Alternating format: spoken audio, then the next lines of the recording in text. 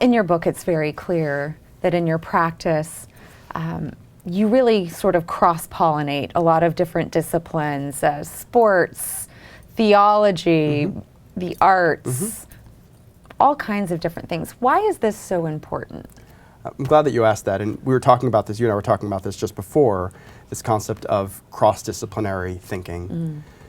About 100 years ago, that was intelligence. Like, anyone that was considered really brilliant had lots of different interests and cross-pollinated them.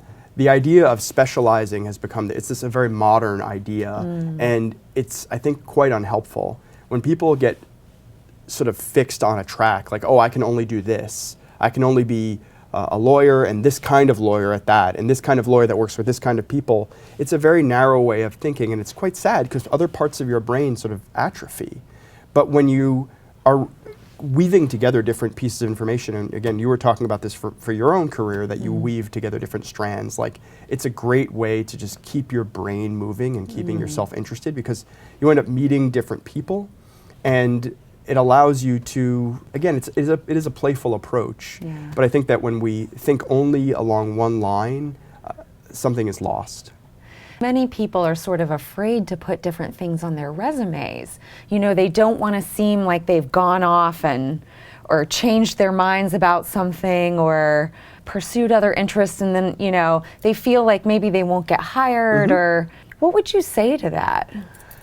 Look, I think that people end up generally where they should, and if you do, like, one of the things that I did, so I finished school, and I worked briefly as a researcher, and then I worked in television briefly, and then I had this interest in going to the Himalayas.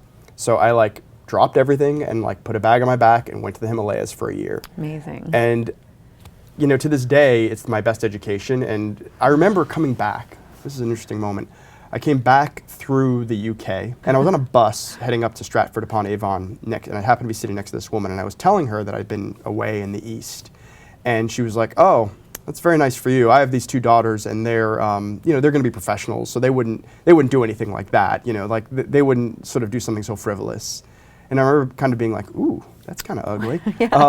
But I was like, okay, no big deal. Like, and at the time I wasn't going for my Ph.D. or anything like that. And, like, look, it's those experiences that make us who we are. And I still to this day reference the time I spent alone, you know, in the mountains, camping and things of that nature. And so anything that you can do that's of interest to you, you should absolutely do. Do not think about your resume. We really do get seduced by what our resumes are supposed to be. And our resumes should be a reflection of us. You know, we're not supposed to be, like, fit into what a resume is.